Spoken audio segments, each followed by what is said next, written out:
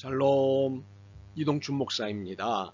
오늘도 여러분의 삶이 주님의 평안으로 가득하시길 기원하며 하나님의 말씀을 나누겠습니다.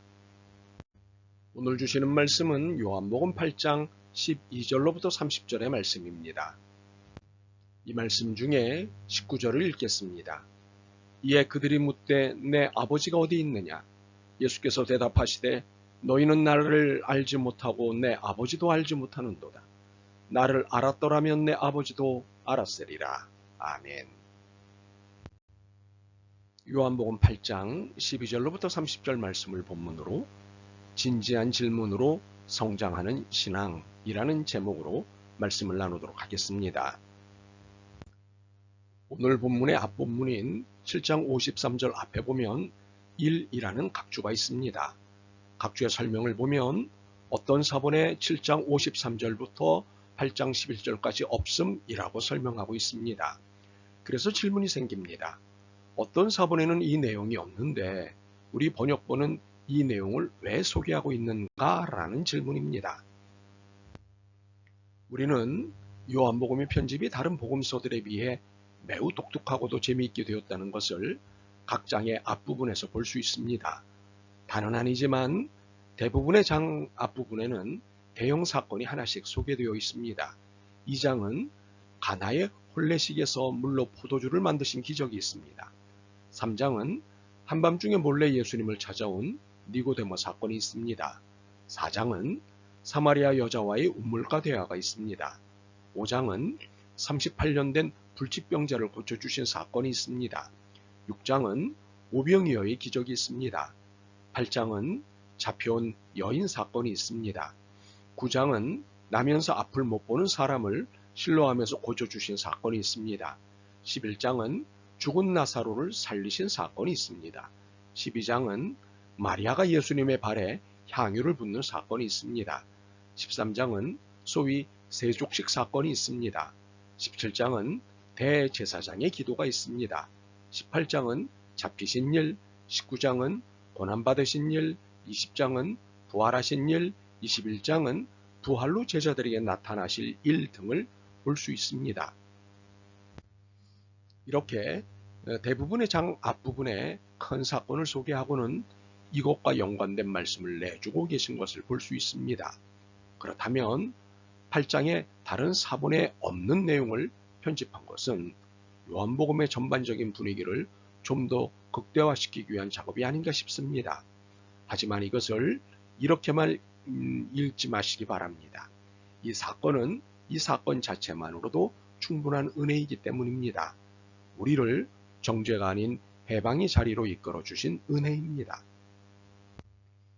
7장에 이어 8장도 예수님이 어떤 분인지를 설명하는 데 주력하고 있습니다. 8장 중 오늘 본문은 예수님의 세상의 비침을 설명하는 것으로 시작합니다. 예수께서 또 말씀하여 이르시되 나는 세상의 빛이니 나를 따르는 자는 어둠에 다니지 아니하고 세상의 빛을 얻으리라. 예수님은 세상의 빛이라고 자신을 소개하시면서 자신을 따르는 자들은 생명의 빛을 얻을 것이라고 말씀하십니다. 결국 예수님은 어둠을 밝히시는 빛이시자 죽음에서 구출해 주시는 생명의 빛이십니다. 예수님 없는 세상은 어둠이요 죽음입니다. 그러므로 예수님과 함께하는 삶만이 생명의 삶입니다. 그런데 예수님이 이 말씀에 또다시 발끈한 바리새인들이 손으로 X자 표시를 하며 이렇게 말하였습니다. 13절입니다.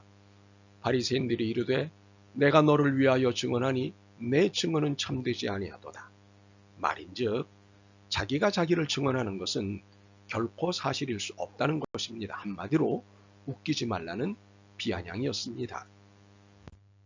이에 예수님은 14절로부터 18절을 통해 긴 설명을 하셨는데 한마디로 내가 하나님께로부터 왔는데 내가 진실이 아니면 무엇이 진실이겠느냐는 말씀입니다.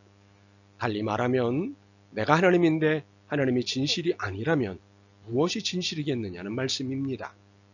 히브리서 6장 13절을 통해 이것의 의미를 더 잘 이해할 수 있습니다. 하나님이 아브라함에게 약속하실 때에 가리켜 맹세할 자가 자기보다 더 큰 이가 없으므로 자기를 가리켜 맹세하여 이해하시겠습니까?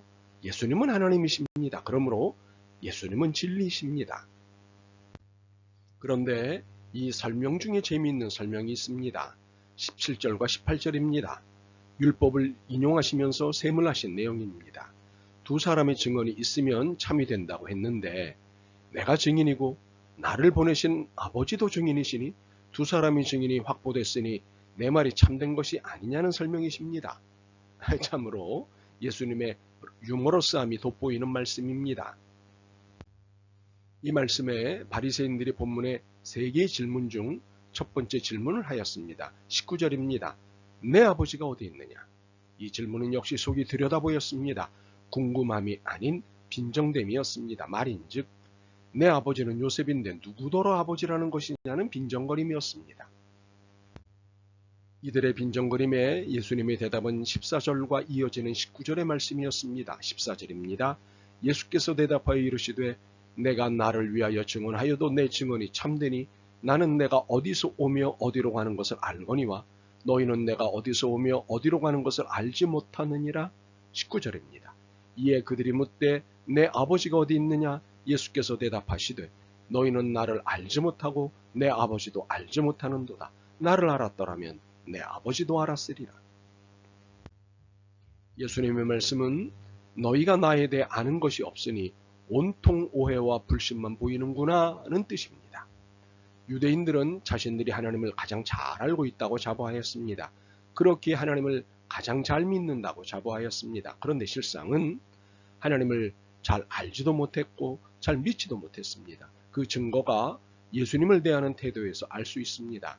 하나님을 제대로 알았다면 예수님을 바로 알아봤을 것이기 때문입니다. 예수님이 지적하신 것이 이것입니다. 너희는 나를 알지 못하고 내 아버지도 알지 못하는도다. 나를 알았더라면 내 아버지도 알았으리라. 바리새인들의 첫 번째 질문에 답하신 후 예수님은 이런 말씀을 하셨습니다. 21절입니다. 다시 이르시되 내가 가리니 너희가 나를 찾다가 너희 죄 가운데서 죽겠고 내가 가는 곳에는 너희가 오지 못하리라. 왜 이 시점에서 이 말씀을 하셨을까요? 이는 당신이 하나님의 아들이시자 하나님이심을 간접적으로 설명하신 것입니다. 하나님의 자리로 가신다는 의미입니다. 이 말씀에 유대인들은 두 번째 질문을 하였습니다. 22절입니다. 유대인들이 이르되 그가 말하기를 내가 가는 곳에는 너희가 오지 못하리라 하니 그가 자결하려는가? 이들의 이러한 질문은 너무도 당연해 보입니다. 죽음을 이야기하신 이후 너희는 오지 못할 것이라고 하셨으니 그들의 수준에 맞는 질문은 자결을 하려는가 였던 것입니다. 딱 여기까지가 그들의 수준이었습니다. 그러므로 그들은 죄 가운데 죽을 수밖에 없는 것입니다. 그러나 예수님을 믿고 따르는 우리는 죄 때문에 죽지만 예수님이 계시는 곳으로 가게 되는 것입니다. 이들의 질문에 대한 예수님의 답에서 확인할 수 있습니다. 23절과 24절입니다. 예수께서 이르시되 너희는 아래에서 났고 나는 위에서 났으며 너희는 이 세상에 속하였고 나는 이 세상에 속하지 아니하였느니라. 그러므로 내가 너희에게 말하기를 너희가 너희 죄 가운데 죽으리라 하였노라. 너희가 만일 내가 그인 줄 믿지 아니하면 너희 죄 가운데서 죽으리라. 이 말씀에 충격을 받았는지 그들은 세 번째 질문을 하였습니다. 25절입니다. 내가 누구니? 이 질문은 도대체 당신의 정체가 무엇이냐며 놀라는 것입니다. 이 질문에 예수님의 대답은 25절과 26절입니다. 그들이 말하되 내가 누구냐? 예수께서 이르시되 나는 처음부터 너희에게 말하여 온 자니라. 내가 너희에게 대하여 말하고 판단할 것이 많으나 나를 보내신 이가 참되심에 내가 그에게 들은 그것을 세상에 말하노라 하시되. 예수님의 말씀은 이것입니다. 내가 수도 없이 나에 대해 너희들에게 말하지 아니하느냐? 나는 하늘로부터 온 자다. 나는 하나님 아버지께서 보내신 자다. 그러나 그들은 이 말씀을 여전히 깨닫지 못했습니다. 그러자 28절과 29절을 통해 다시 말씀하셨습니다. 이에 예수께서 이르시되 너희가 인자를 든 후에 내가 그인 줄 알고 또 내가 스스로 아무것도 하지 아니하고 오직 아버지께서 가르치신 대로 이런 것을 말하는 줄도 알리라.